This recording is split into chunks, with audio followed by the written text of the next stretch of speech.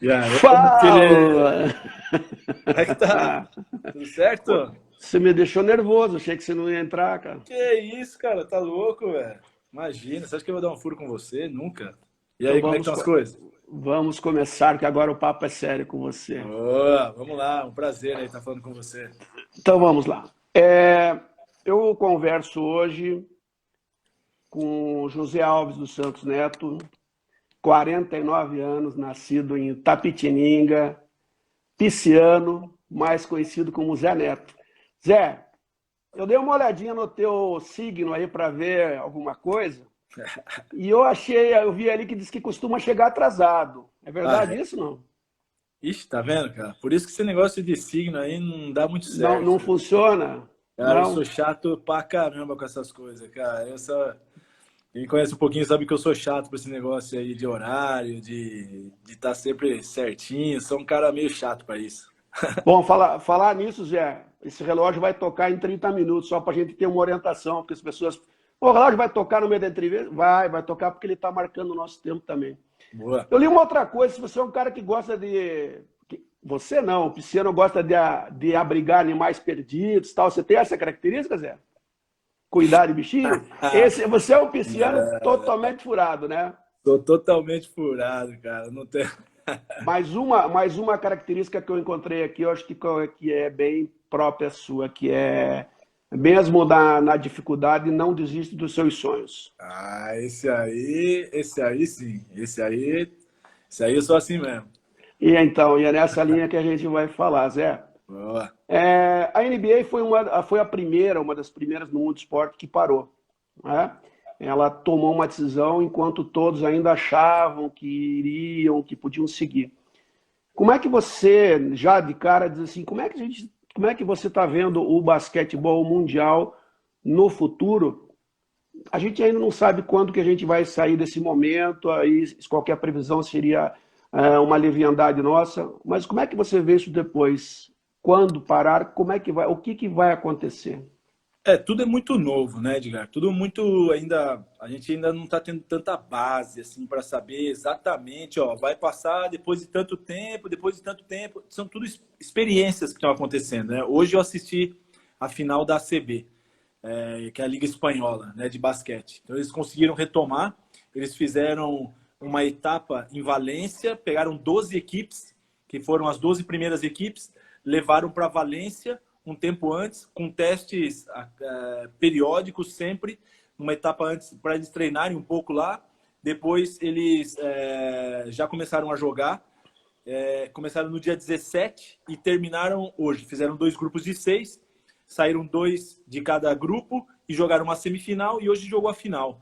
A final foi o Barcelona contra o Basconia, que é a da cidade de Vitória, e ganhou o Basconia. Surpreendeu aí o Barcelona na final. Um jogo que foi muito bom. E a gente viu, assim, pelos comentários, né, que a gente estava vendo dos especialistas mesmo que a gente vinha acompanhando, Sim. eles fizeram umas estatísticas que mostrou que o aproveitamento das equipes nessa fase ela foi melhor do que estava tendo antes deles pararem. É uma coisa curiosa, né? Porque Sem público, com público ou sem público, sem Zé? público, sem Sem público, público. sem Ah, público. Não, eles é. tiveram todos os cuidados, foi um negócio assim muito bem feito, acho que deve seguir como um exemplo. Certeza que o pessoal da NBA vai consultar a CB para saber qual foi o procedimento, porque na minha maneira de ver foi uma competição de sucesso. Então tudo é uma experiência. Todo mundo está testando uma maneira de voltar, né? A gente está vendo, por exemplo, o futebol que voltou, aí já parou, e aí depois agora já viu que tem outros infectados também. Então é difícil você. E além disso também você vê aonde está sendo feita essa volta, né? Qual país, qual momento que está sendo realizado isso. Então acho que são vários aspectos que têm que ser analisados para que a gente possa saber se realmente vai ter um êxito ou não essa volta. Porque é tudo uma experiência. Todos os cuidados têm que ser tomados, porque não é só o envolvimento dos atletas. E outra, não é a preparação para. Não é só a competição, né? O prazo da competição é a preparação para voltar.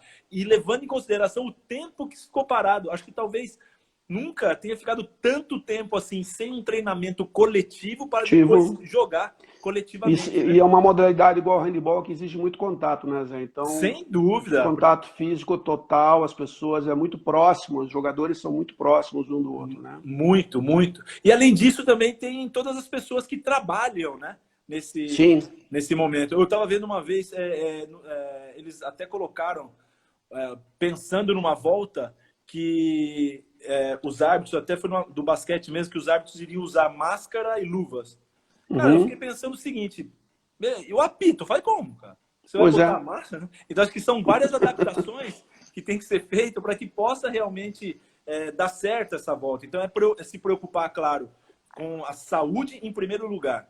Então, acho que a NBA, quando ela viu a primeira possibilidade disso acontecer, pum, parou imediatamente. E tão imediatamente que foi no dia, na hora do jogo. Falou, não vai ter jogo. Vai todo mundo embora, nós vamos devolver o dinheiro e não vai ter jogo. Ou seja, é a prioridade realmente da saúde, da vida, para que não tenha nenhum risco, né? Zé, você teve um começo lá no Clube Paulistano, né? Você ficou 16 anos no Clube Paulistano, passou em todas as categorias, e depois você teve aí uma passagem pelo Joinville, né? Onde você, estou vendo aqui, disputou a NBB, com uma equipe jovem, uma equipe com recursos moderados, foi eliminado nas quartas de final, e depois 4 temporadas no Flamengo, 6 anos de clube e 4 títulos nacionais. Eu tive o grande prazer de ser convidado por você, fui ver Flamengo em Miami, lá no Rio de Janeiro, Ah, convidado VIP, né? É, e aí, em 2018, você, depois desse sucesso todo, e aí eu tenho uma pergunta, porque a gente acabou se conhecendo em Toronto, eu vou voltar ao assunto de Toronto, a gente se conheceu no PAN de Toronto quando eu dirigi a aclimatação. Queria saber por que você não me aproveitou no Flamengo nesse período que você estava lá, Zé. Cara, porque talvez acho que eu não tivesse é, é, tanta autonomia assim, né? Acho que as coisas Sei. estavam ainda estava Não, para acontecendo. jogar, tô falando para jogar. Se você é o técnico, como é que você não Ah, pode me pô, aproveitar? o seu passe era muito alto, cara. A gente Você tinha me um viu jogando em orçamento, Toronto, você me viu jogando em Toronto, pô, eu tava a verdade. fim de... É que esse orçamento, o orçamento que a gente tinha não era muito condizente. Se eu Tá bom, trouxesse essa você, eu tinha que pergunta, mandar. tava com essa É, pergunta aqui para te se eu fazer. trouxesse você, eu teria que mandar algum dos caras embora, né? Então ia ficar. É complicado. A Entendi. gente não tinha Tá essa. explicado. Zé, você sai do Flamengo depois de muitos resultados, várias temporadas campeão, e você com o teu fiel escudeiro Diego Falcão, aquela grande figura Diego Falcão, vão para uma experiência no Japão. Valeu a pena essa mudança, Zé? Demais! Nossa, foi uma experiência, além de uma experiência esportiva, profissional, foi uma experiência de vida que me fez totalmente diferente hoje, acrescentou demais, tanto pessoalmente como profissionalmente. E sem dúvida nenhuma, acho que foi uma experiência que acho que me deu um pouco mais possibilidades de seguir, né? E aprendi demais. Foi uma coisa que eu precisava um momento de aprender também, né? E eu acho que ali eu tive vários aprendizados. Porque você, embora tenha ido, você ficou um período mais curto, né? Você não chegou a fechar o teu contrato de 2 anos e você retorna antes disso, é isso? Foi isso. A gente tinha um contrato. A princípio, eles queriam fazer um contrato de 2 anos, eles me ofereceram um contrato de 2 anos, e como para mim era uma coisa muito nova, né? E para um país também que estava praticamente recomeçando uma liga, fazia 3 anos que eles tinham recomeçado uma liga. Uhum. Eu sempre tive vontade de ser técnico fora do Brasil, sempre tive oportunidades, mas como tinha o contrato tanto com o Flamengo como eu estava com a seleção brasileira, então eu não conseguia sair, né, para isso. E aí, quando eu saí do Flamengo e já não estava mais na seleção brasileira, eu peguei essa oportunidade e o Japão me mostrou que era uma oportunidade muito boa, tanto financeiramente, profissionalmente. Eu tinha muito desejo de conhecer o Japão, já por Uhum. uma questão mais pessoal mesmo. Na minha infância, o meu pai trabalhou muito para uma colônia japonesa, então eu joguei beisebol, que não é uma colônia É, japonesa, em Itapetininga, né? E Itapetininga que é uma cidade forte, que tem um time forte de beisebol. Então, Entendi. cheguei aí para Sul-Americano, tudo essas coisas, e foi bem bacana mesmo essa experiência. Então, eu tinha esse desejo de poder voltar e de poder, até pensando no meu pai, né? Com Sim. muita saudade, assim, falei, pô, eu tenho que viver esse lugar, porque meu pai falava demais do Japão, tinha muitos amigos da colônia japonesa, então isso aí também me levou a aceitar essa proposta. Então, foi muito bacana. Valeu demais e foi uma experiência que com certeza me fez melhor. A gente tinha um contrato de 2 anos. A princípio, eu pedi para que fosse feito com uma saída e uma renovação para mais um. Uhum. Acabou que a gente teve. Foi uma mudança muito grande que teve. Não teve uma adaptação nem tanto da minha parte quanto a parte deles, então a gente decidiu que a gente iria romper o contrato, né? Não terminaria esse contrato. Sim, Eles foram fiéis ao contrato, ou seja, eles pagaram toda a sim. temporada que estava no contrato, mas eu vim antes de acabar a temporada. Mas foi uma experiência super válida, foi muito boa, eu ainda tenho muito contato com eles, eu tenho um relacionamento muito bom com eles, foi uma coisa muito amistosa, assim, a maneira como a gente se relacionou e se relaciona até hoje. A gente teve a oportunidade, como eu disse agora há pouco, a gente acabou se conhecendo pessoalmente lá em York University, lá em Toronto, quando da preparação do Pan-Americano 2015, quando você fez a aclimatação com a equipe. Naquele momento você trabalhava com o Rubi Maiano, um técnico campeão olímpico que eu tive também a oportunidade de conhecer pessoalmente, uma pessoa espetacular, e tive a oportunidade de conversar depois do PAN com ele, acabou indo, né, frequentou minha casa e tudo assim. Você em 2016 você ganhou o troféu Ari Vidal como treinador do ano. Essa passagem, ou essa convivência com o Rubem também te facilitou, favoreceu ou te amadureceu enquanto técnico, contribuiu nesse processo? Sem dúvida nenhuma, sem dúvida nenhuma. Foi um aprendizado muito grande, sou muito grato ao momento que eu fiquei com ele. Eu fui muito assistente, né? Desde 2004, eu entrei com a seleção brasileira, eu fui assistente do Lula. O Lula foi o que me deu a oportunidade de poder entrar para a seleção brasileira. Fiquei com o Lula até 2007. Depois, em 2008, veio o Monte Monsalve, que é um técnico espanhol, que também aprendi muito com ele, mas o período que eu fiquei mais tempo, e talvez de uma maneira mais incisiva mesmo, onde eu vivi mais essa experiência mesmo de aprender muito, foi com o Rubem, e eu sou muito grato a ele, assim, porque quando eu voltei pro campeonato brasileiro, né, que então era o NBB, porque na verdade eu fui ser técnico do NBB quando era NBB 4 já estava na 4ª edição, quando eu fui para Certo. Joinville, né? Então as primeiras edições eu não tinha sido técnico ainda, eu tinha dirigido o paulistano, mas no Campeonato Brasileiro, que era tinha uma gestão da confederação, mas no NBB mesmo eu não tinha tido essa oportunidade. E o Rubem, já pensando realmente nessa transição, ele falou para mim, cara, você precisa voltar a dirigir um time, que você só ficar aqui como técnico e assistente na seleção é uma coisa que você precisa do dia a dia, até para essa transição mesmo que a gente está pensando em fazer futuramente. Então é importante você voltar. E aí eu aceitei essa oportunidade do Joinville, justamente porque o Rubem me incentivou muito a poder voltar, a poder estar trabalhando com uma equipe, e foi uma boa campanha que a gente fez em Joinville e depois no Flamengo. Mas muito durante toda essa temporada, foi a temporada que eu vivi muito com o Rubem. Então eu saía do clube e ia para a seleção. Na seleção eu tinha um trabalho, uma das minhas funções era poder estudar o adversário e passar para o Rubem o que o adversário estava fazendo. Então, a gente jogou aí Olimpíada, jogou muitas competições importantes, mundiais. Então, a gente sempre estava estudando equipes muito desenvolvidas no basquete.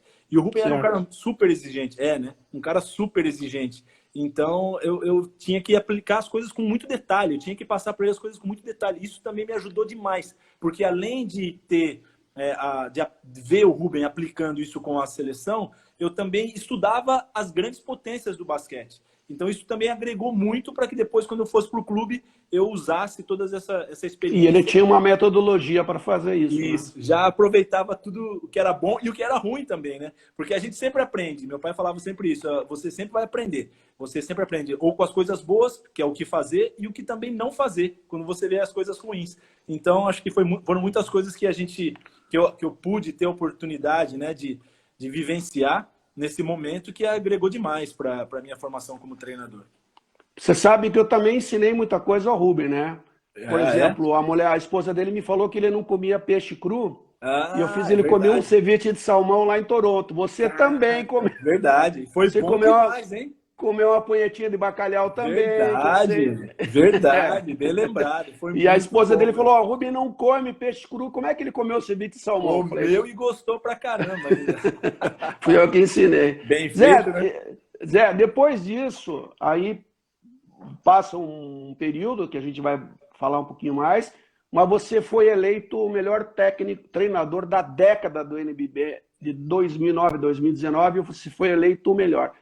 Isso é vamos dizer assim, um complemento, é um auge da carreira, um momento passageiro, é, na verdade é um reconhecimento do teu trabalho, mas pelo teu perfil de pisciano, ainda faltam algumas coisas, né? Falta bastante ainda. Eu espero que eu possa evoluir ainda mais. Eu acho que eu tenho muito ainda que evoluir. Muito dessa conquista foi, claro que pelas conquistas que a gente teve no Flamengo, né? Não só no NBB, mas também a nível internacional, né? Com Copa América, Liga das Américas, né? Uhum. Também o Campeonato Intercontinental, que Intercontinental. é o Mundial de Clubes. Mas é engraçado que assim, eu fui ganhar, por exemplo, o prêmio de melhor técnico da temporada, eu fui ganhar quando a gente ganhou a quarta vez seguida. Né? Na primeira não fui o melhor Não técnico, na emplacou. segunda não fui o melhor técnico, na terceira não fui o melhor técnico, aí na quarta acho que foi pelo cansaço. Falei, porra, dá logo pra esse cara aí. Senão Ganhamos ele não vai 4 vezes, parar. pô. Vamos dar pelo Deixa ele ir menos pro um prêmio pra Japão. esse cara. Mas era uma coisa que todo mundo me perguntava e a resposta que eu tinha era simples e eu acredito demais nisso. Eu troco qualquer prêmio individual por um coletivo.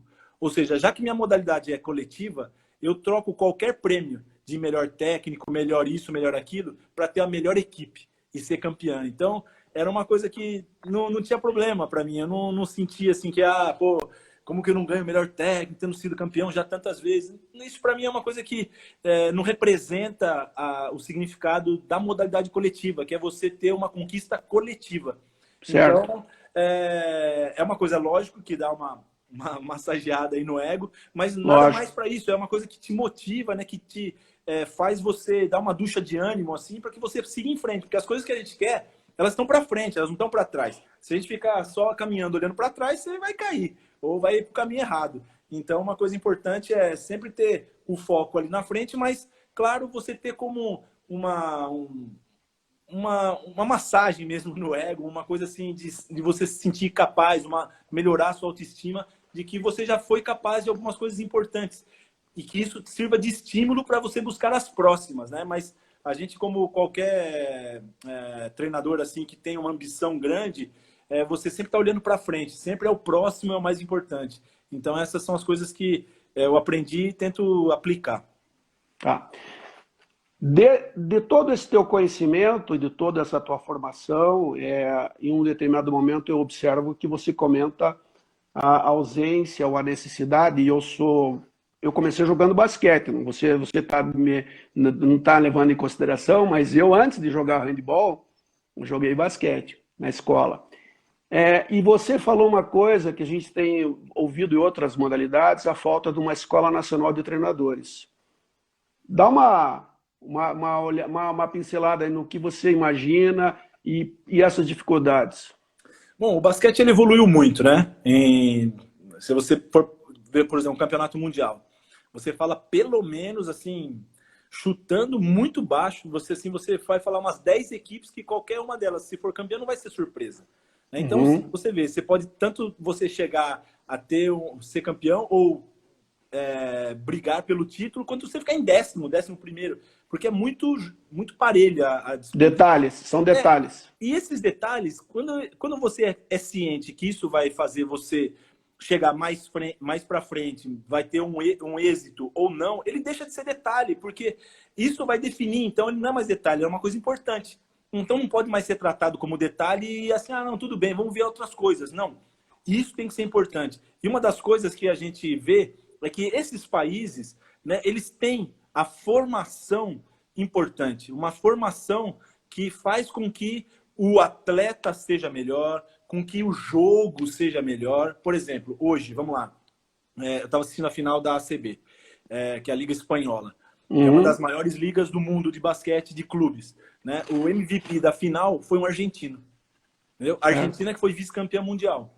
E a temporada passada, o MVP da temporada foi um argentino, que foi o Laprovítola, que jogou com a gente aqui no Flamengo. E o MVP das finais foi outro argentino da temporada passada, que foi o Campasso, que esse ano também estava cotado muito para ser MVP de novo da temporada. Então você vê que tem uma escola de formação. Eles não ficaram presos à geração dourada, né? Certo. A geração dourada, os jogadores que ganharam a medalha de ouro lá, que foi esse auge do basquete argentino, fez com que, eles alavancassem o país na modalidade, mas continuaram evoluindo. Então a gente vê jovens jogadores, por exemplo, o Luca Vildossa, que foi o jogador hoje que foi MVP, que ajudou muito a equipe a ganhar esse título, é um jogador jovem. O Laprovítola é um jogador jovem, Campasso é um jogador jovem. Então a gente vê que é muito da formação e falta isso para o Brasil. O Brasil já teve várias tentativas de fazer uma escola de treinadores, começou e depois não teve uma continuidade. Está se retomando agora. Nós estamos tendo várias reuniões junto à confederação e mais algumas pessoas para retomar a escola de treinadores. Isso está muito próximo de acontecer. As coisas já estão sendo feitas. Não é só uma ideia de fazer, isso já está sendo feito. Então, acho que é uma coisa que é necessário. Se você quer ter uma evolução, é necessário. É simples. Se você vai numa aula, qualquer que seja, uma aula, por exemplo, numa academia que você vai, não estou falando especificamente de basquete, estou falando de uma academia. Você vai ou na faculdade. A aula de um professor bom, ela é sempre cheia, ou não é? Ela é sempre muito frequentada. É a mesma coisa aqui, se a gente for falar da formação do professor, do profissional que está formando. Se você quer que tenha mais gente praticando basquete, que essa é a ideia de aumentar, né, o número de praticantes, é importante que você tenha um bom profissional ensinando. Senão, vai ficar cada vez mais vazio. Então, acho que são essas coisas que a gente tem visto, que a gente tem procurado evoluir. E, sem dúvida nenhuma, existe uma preocupação da confederação. A confederação está tomando a frente disso, está retomando a escola de treinadores. E acredito que em pouco tempo, bem breve, aí já estou dando um spoiler aí na sua live, que a gente vai tá retomando essa escola de treinadores. A gente viu isso, inclusive, durante os anos que eu dirigi os Jogos Escolares, e com muita satisfação, lá no Rio de Janeiro, quando a gente fez a recepção da delegação do Brasil para os Jogos Olímpicos do Rio, 2016, que a gente pôde entregar um livro a Raulzinho. Raulzinho que tinha jogado Jogos Escolares, e lá a gente presenciou isso, e você, como profissional de educação física que formou-se na USP, e desde cedo, pelo que eu vi, você já queria ser técnico de basquete, né? A gente viu a contribuição e a necessidade, e a questão, e aí reforçando aquilo que você falou, é fundamental que o professor esteja motivado, capacitado, e ele é que vai dar continuidade ao trabalho. Então, assim, se você vê uma criança que fica 4, 5 anos depois para de treinar por qualquer motivo, porque tem que trabalhar, porque tem que mudar de cidade, por desmotiva, aquele professor está lá 15, 20, 25 anos, 30. Quem foi teu primeiro professor de basquete? Foi lá em Itapetininga, inclusive a paixão pelo basquete começou na escola. Eu falo muito que é fundamental o trabalho escolar. É fundamental. Fundamental. É preciso trabalhar com os... A gente está fazendo um projeto, a gente está executando já um projeto. Olha lá. Olha aí. Olha o horário. A gente está executando um projeto com apoio da FIBA Américas, que é voltado que a FIBA Américas pediu para que as federações internacionais, né, as confederações, elas tivessem um trabalho com o basquete feminino. E aí você poderia fazer qualquer coisa para desenvolver o basquete feminino. Nós apresentamos um projeto de desenvolver o basquete feminino através da capacitação dos formadores. A gente não estava nem falando de treinadores. A gente nem usa essa palavra treinador, a gente está falando de formadores. Porque há uma quantidade maior de praticantes, se você for pensar na formação, na base e principalmente na escola. Porque muitas vezes aquela criança que está começando a jogar basquete, pode ser que ela não esteja no clube, porque são poucos os clubes, mas com certeza ela vai estar na escola. Então, essa é uma ideia que a gente tem de capacitar. E muitas vezes o basquete, ele não é, ou qualquer outra modalidade, mas estamos falando especificamente do basquete, ela não é praticada na escola, porque muitas vezes o professor não tem a capacidade e o conhecimento para poder desenvolver essa modalidade. Então, o que a gente está procurando fazer é oferecer, né, o conhecimento e a condição para que o profissional formador ele tenha e possa trabalhar com basquete. Essa é uma coisa que é fundamental. A escola, na minha opinião, é fundamental. E como você perguntou, eu gostei, eu comecei a gostar do basquete, como eu falei antes, né? Eu jogava beisebol e meu professor de educação física era o técnico de basquete da cidade. Então, como eu era um cara um pouco mais alto, ele falou, pô, você tem que vir jogar basquete. E eu fazia de tudo, fazia atletismo, como eu falei para você, eu jogava beisebol, natação, porque meu pai era nadador. Então, eu fazia um pouco de tudo e ele falou, cara, vem jogar basquete. E ali foi quando eu me apaixonei pela modalidade e aí não parei mais e fui fazer educação física para poder trabalhar com basquete. Meu foco era isso. E aí acabou acontecendo. Então, tudo isso começou aonde? Na escola, no colégio, no meu professor de educação física lá de Itapetininga, o professor João Trindade, o professor Coca, que é um cara que eu admiro demais e foi onde começou. Então, por isso eu dou muito valor aí para quem trabalha com a modalidade na escola. A gente tem esses dados lá dos jogos escolares, para as pessoas que estão nos acompanhando aqui. Hoje a gente tem aí em torno de 13, 14 mil clubes no país. A maioria desses são clubes sociais, não são clubes esportivos, mas nós temos 200 mil escolas. Então, indiscutivelmente, a escola é o ambiente para onde eles devem estar olhando, onde vai se motivar. E aí, como você falou do teu professor Trindade, é o cara que durante anos ele fez o que ele fez com você, ele provavelmente fez com muitos jovens. Que eu acho que seguiram. Uma coisa ainda acho que é mais importante do que ensinar a modalidade é você formar a cultura esportiva, né? É você poder oferecer, assim como tem também a cultura ou o conhecimento, né, de várias disciplinas, você também pode oferecer a cultura e a necessidade de você também entender da atividade física. Isso pode ser através de uma modalidade esportiva. Então, é fundamental a participação do profissional da educação física, né? Acho que é um valor que tem que ter mesmo, porque assim, a gente se preocupa muito com os conhecimentos, né, de matemática, português. Não que isso não tenha que ter, pelo contrário, acho que tem que ter sim. Mas formação. Tudo isso, sem saúde, você não vai conseguir aplicar, né? A gente está vendo hoje como a gente está limitado hoje por uma questão de saúde. Hoje tem muitas coisas que a gente tem conhecimento, tem a capacidade de fazer, mas por uma questão de saúde, por uma questão hoje que a gente está vivendo essa limitação, a gente não consegue executar nosso trabalho. Os maiores empresários do mundo, né, não conseguem trabalhar porque a saúde, né, do mundo ela está abalada. Então, é importante a gente usar esse quesito também, para a gente valorizar a questão da saúde. Preparar para a vida, não para ser um atleta, né? Exatamente. Zé, em maio de 2019 você dá uma guinada na vida aí, pelo menos, porque quem já trabalhou com equipes coletivas sabe da dificuldade ou da diferença entre trabalhar com o basquetebol masculino e com o basquetebol feminino. Miguel Ângelo da Luz, com 33 anos, vai ser um dos entrevistados, a gente vai conversar com ele esse mês. Com 33 anos, ele foi campeão mundial em 94, foi prata nos Jogos de Atlanta em 96, isso há 26 anos atrás. E aí, em maio de 2009, a Confederação convida para você assumir a seleção adulta feminina, com o Pan-Americano batendo as portas. Você vai ao Pan e vence os Estados Unidos na final. Conta um pouquinho dessa mudança, porque não é fácil tratar com a equipe masculina e passar a tratar com a equipe feminina? Eu vou ser bem sincero, assim, eu quando... Primeiro, quando eles me convidaram, foi uma grande surpresa, né? Porque Uhum. quando eles me chamaram na confederação, eu já não estava mais na seleção masculina, né? Depois da Olimpíada do Do Rio, Rio?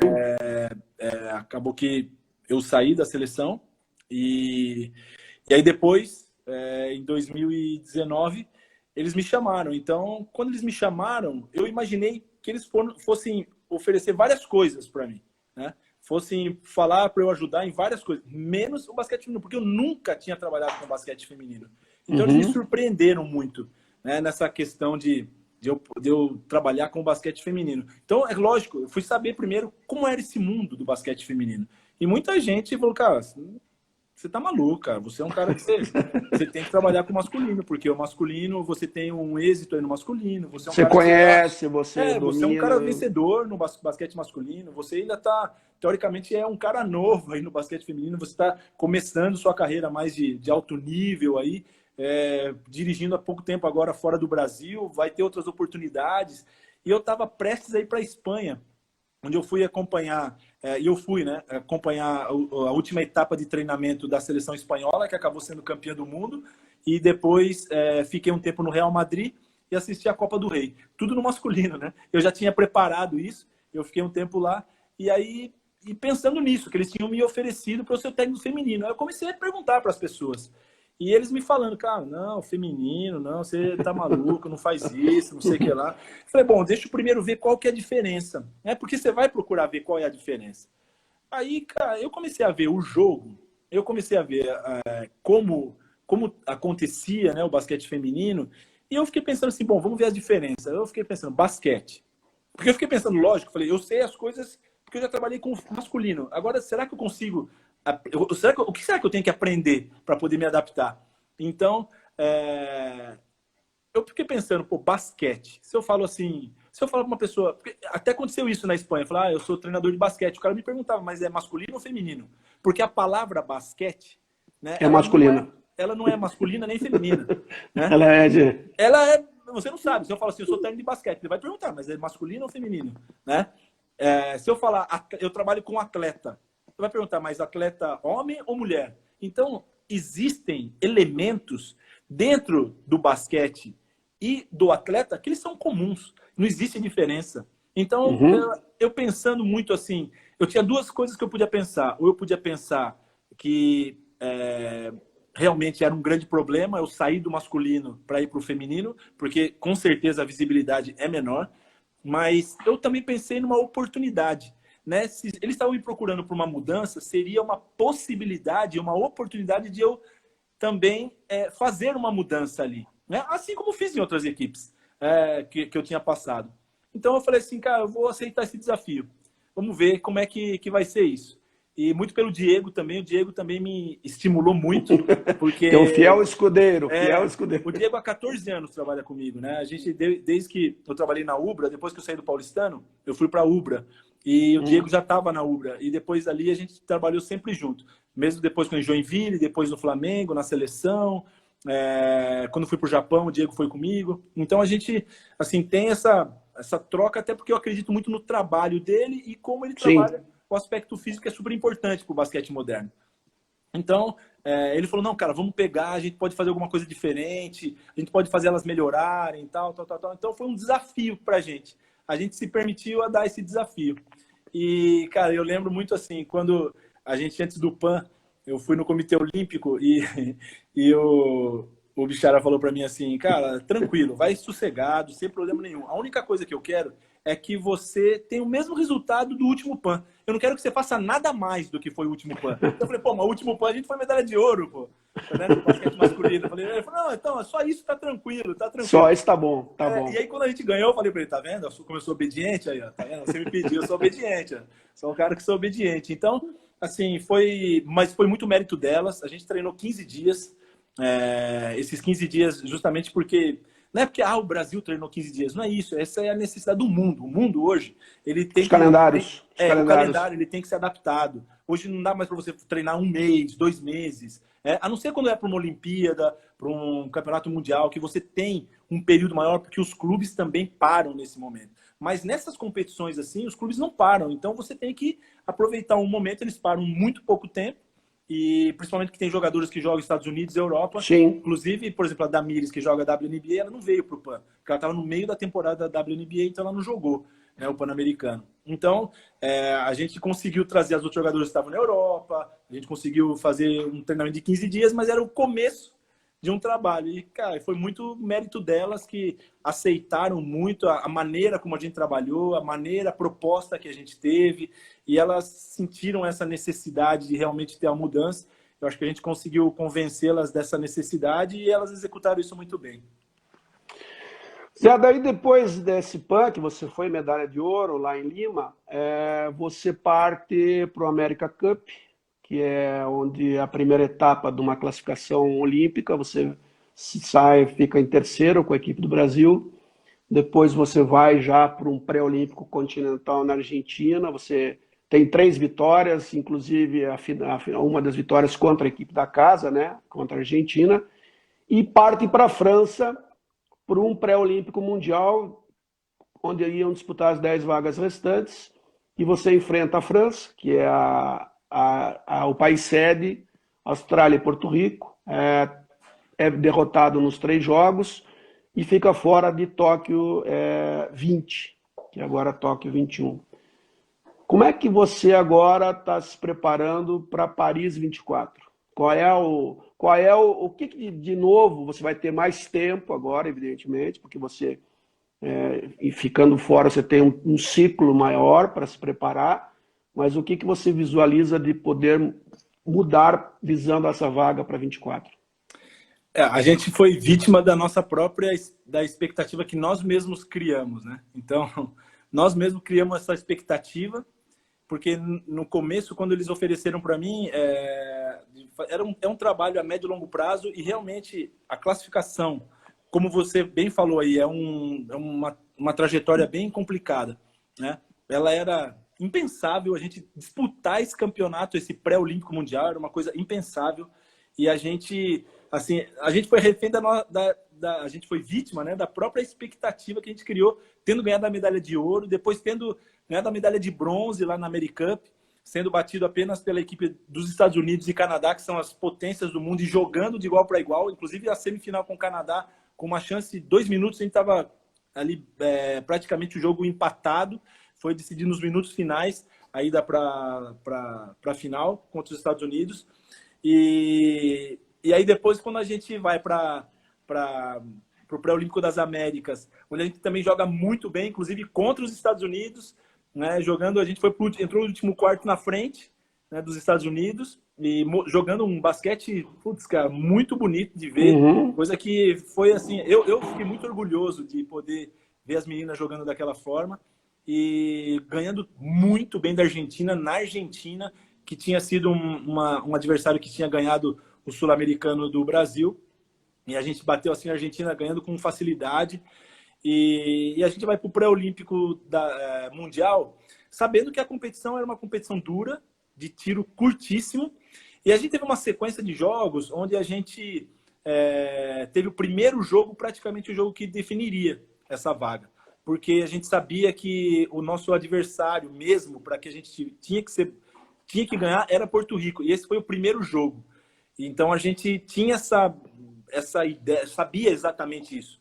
Mas a gente não foi para jogar e ganhar de Porto Rico. Além de Porto Rico, a gente queria jogar a competição bem. A gente queria fazer realmente uma apresentação boa, né? É claro que ganhar de Porto Rico era fundamental. E já na primeira partida. E a gente encaminhou o jogo muito bem, né? Tanto é que a gente foi perdido na prorrogação de 2 pontos. Mas a gente encaminhou o jogo muito bem. Só que eu acho que a gente pecou em algumas coisas, em algumas estratégias mesmo, muito da gente ter adotado uma maneira de jogar que a gente poderia ter jogado diferente, mas até faltar ali muito poucos segundos era uma coisa que estava dando certo, mas eu acho que poderia ter sido melhor. E isso com certeza ficou o aprendizado, fez com que a gente amadurecesse, né? Isso amadureceu muito a equipe. E o que mais foi importante é que depois dos jogos contra a França, que é a quinta do mundo, e contra a Austrália, que é a segunda do mundo, a gente jogou de igual para igual. A gente jogou com a Austrália, por exemplo, no último quarto, estando ali à frente e estando muito próximo de poder ganhar da Austrália, né, que é a segunda do mundo. Ou seja, o basquete que a gente está apresentando já é um basquete bom. Respeitado. Isso. Respeitado. Agora a gente precisa ganhar. É isso que a gente vai fazer. Não adianta a gente não quer estar no caminho. Ok, a gente já sabe que o caminho a gente já está, mas não é isso que a gente quer. A gente quer ser consistente nesse caminho, a gente quer ganhar nesse caminho. A gente não quer ir para a competição, a gente quer ir para a competição e poder ganhar. Entendeu? A gente não quer ir para a Olimpíada, a gente quer ir para a Olimpíada com chance de brigar por uma medalha. A gente não quer ir para o Mundial, a gente quer ir para o Mundial com chance de ficar entre os primeiros. Já que a gente está vendo que a gente consegue jogar nesse nível, então nós temos que cuidar de uma maneira de poder ganhar também nesse nível. Então acho que é uma coisa que faz evoluir, vai evoluir muito a gente. Como eu falei no início, né? A gente sempre aprende o que fazer e o que não fazer. Com certeza a gente aprendeu muita coisa o que fazer, mas também aprendeu muitas coisas o que não fazer e que amadureceu a gente para que a gente pudesse aproveitar agora nesse próximo ciclo aí, que tem um Mundial em 2022, que a gente precisa classificar para o Mundial 2022 e depois para a Olimpíada de 2024 em Paris. Zé, nós estamos chegando no nosso tempo aqui. De todas as cidades que você visitou no mundo, aí você indica uma cidade que não seja Itapetininga, né? Não, Itapetininga é legal também, eu gosto. Não, mas é que nem Curitiba nem Itapetininga tá valendo. Não, mas essa minha ida para o Japão foi uma coisa que eu fiquei encantado. Tenho muita vontade de voltar. Estou conversando para que eu possa voltar. Tem algumas propostas para eu poder voltar, que eu estou analisando. Mas é uma coisa incrível. Quem tem oportunidade para conhecer esse país, conheça. Eu sempre falei, depois que eu vim de lá, que a Olimpíada do Japão vai ser um marco na história do esporte. Agora mais ainda, né? Porque depois de tudo isso, quando acontecer a Olimpíada, vai ficar realmente marcada.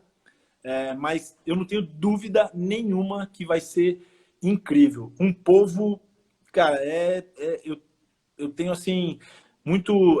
até inclusive vi algumas delas aqui na live, algumas pessoas lá do Japão participando aqui da live.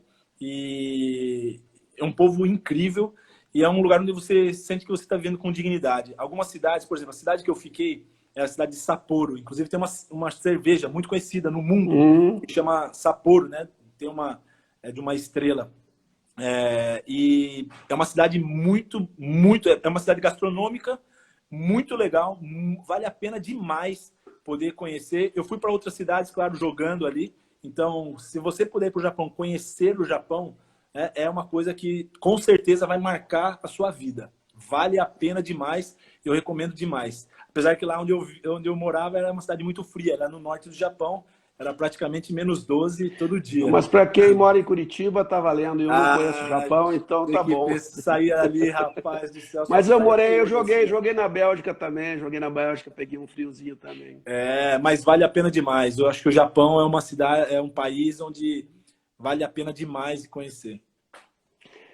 Zé, eu pedi para você separar um livrozinho que as pessoas pudessem ter uma recomendação sua. Pode ser um ou dois, enfim. O que você recomenda de leitura para o pessoal que está nos acompanhando?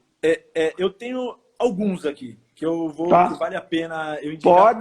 Pode colocar todos. Vale muito a pena. Até trouxe eles aqui. Primeiro, um que eu acho que ele para mim é um fundamento de muitas coisas. E eu estou, na verdade, relendo ele. Que é esse aqui, ó. Uma Vida com Propósitos. Porque eu acredito assim, tudo que você vai fazer, você tem que ter um propósito. De quem é o autor, Zé? Quem é o autor, Zé? Rick Warren. Rick Warren. Uma Vida com Propósitos. Vale a pena demais, porque você sabe exatamente definir qual é o seu propósito para você fazer e você entender o que é um propósito. Eu acho que vale a pena demais, porque acho que hoje, depois que eu comecei a ler esse livro, né, hoje eu já consigo ir para qualquer lugar para saber assim, qual é o propósito de estar fazendo isso? Ou por que está sendo feito? Né? Qual que é o propósito? É importante você saber isso para você tomar qualquer decisão. Não adianta você tomar uma decisão para depois ver o que vai acontecer. Né? Você, sabendo o propósito, você consegue consegue ter um controle maior, né? Outra coisa importante, que também esse aqui é bem bacana, da Angela Duckworth, chama Garra. Esse aqui é bem conhecido. Esse é um livro muito conhecido. Eu gosto demais. É o poder da paixão e da perseverança. Isso aqui vale muito a pena, que também já está muito ligado. São coisas muito ligadas. Eu gosto muito dessa área. Né? É claro que para você se comunicar, né, e ter tudo isso, você precisa dessa comunicação não violenta. É um livro que também está aí, acho que um dos best-sellers agora eu tenho visto aí. Vale a pena demais. De quem é esse? Marshall Rosenberg. Marshall Rosenberg. Comunicação não violenta. Comunicação não violenta. E o último, que é de um amigo meu, mas que vale a pena demais, é uma leitura bem fácil e que vale a pena ler. Eu tenho estudado, já estudei ele algumas vezes, chama esse aqui, ó, chama Acredite. É as 5 fases, na verdade, é o Dunga, chama Dunga. Ele é um missionário católico, mas ele não é um livro católico, é um livro que ele fala de 5 fases para ter sucesso e ser um vencedor. E é muito bacana. Inclusive, eu tenho usado muito isso nas minhas palestras, né? Com a autorização dele, porque é muito bacana mesmo, porque você vê as fases que a gente passa para que a gente possa ter êxito. Né? Eu gosto muito dessa palavra êxito, né? Porque eu acho que o êxito está linkado muito ao trabalho. Né? O sucesso não necessariamente, mas o êxito está muito linkado ao trabalho. Então, acho que são essas os livros que eu tenho visto, têm ajudado demais. Acho que está um linkado com o outro praticamente.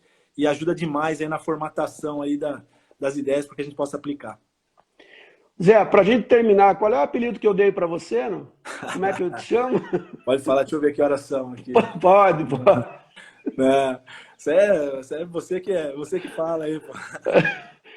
Você é o Zé Fodão. Zé Fodão é meu amigo. Zé, eu quero te agradecer o carinho, eu quero te agradecer a atenção. Obrigado. A gente fez uma amizade, mas embora separados aí, a gente sempre tem os pensamentos positivos. Mas sabe que é uma coisa legal assim, ó, que eu queria falar também com isso aí. Mesmo agora na pandemia, né? Existe uma coisa que às vezes a distância, ela não limita, né? Que a gente possa estar conectado. Que eu acho que o mais importante de um relacionamento é você estar conectado. Né? A distância ela não limita isso, porque hoje tem várias maneiras de você estar conectado. Até porque muitas vezes você entra em qualquer, seja no escritório, às vezes até na sua casa, você está um do lado do outro, mas você não está conectado. Você vê que cada um está no seu mundo, né? Vivendo ali o seu mundo e pronto. Ou seja, tá um aqui no quarto, o outro está ali na sala, que são metros, e não estão conectados. Enquanto tem um que está aqui, outro no Japão, eu estou conectado com muita gente do Japão. Eu tenho meus assistentes lá que eu trabalhei, as pessoas que eu trabalhei lá, né? Como eu estou vendo aí, por exemplo, o Roese, que está aí nos Estados Unidos, México. É um cara que a gente, apesar da distância, a gente está conectado. Eu acho que isso com a gente é assim também, Edgar. A gente está distante, mas a gente está sempre conectado. Cara, eu quero agradecer a presença do Zé Neto, o Fodão, técnico do basquetebol feminino do Brasil. Desejar para você sucesso nessa caminhada para 24, te dar uma boa noite e dizer a todos que foi um prazer receber você aqui com a gente. Obrigado, Edgar. Obrigado mesmo. Obrigado a todos que participaram. Estou vendo aí agora a Clarissa dos Santos, a super jogadora Clarissa aí participando também. Outras pessoas que eu vi aqui na live, gente que está lá do Japão. Pô, obrigado mesmo pela participação. É sempre bom a gente estar podendo ter essa oportunidade de estar conectado aí através da internet, através da tecnologia. E você ter proporcionado isso, Edgar, que acho que é muito importante a gente poder trocar essas informações, falar alguma coisa, para que também possa servir de estímulo aí para alguém, né? Porque acho que é importante a gente sempre ter exemplos, né? A gente sempre fica buscando referências. Acho que a gente fica hoje querendo uma referência para que a gente possa seguir. Então, quando a gente pode oferecer alguma coisa que possa ajudar, até pela experiência que a gente teve, e poder passar um pouco isso é muito gratificante. Então, eu te agradeço por essa oportunidade. E fica tranquila, porque na hora que eu anunciei que você ia conversar com a gente, eu só recebi mensagem de pessoas de todas as modalidades, falando que você é um ídolo, que você é um formador, que você é um exemplo de cara. Tá bom? Fico Beijo, feliz, fico muito feliz. Um abraço e até a próxima para você, tá bom? Valeu, obrigado. Abraço, cara. Obrigado. Obrigado, pessoal. Tchau. Foi um prazer.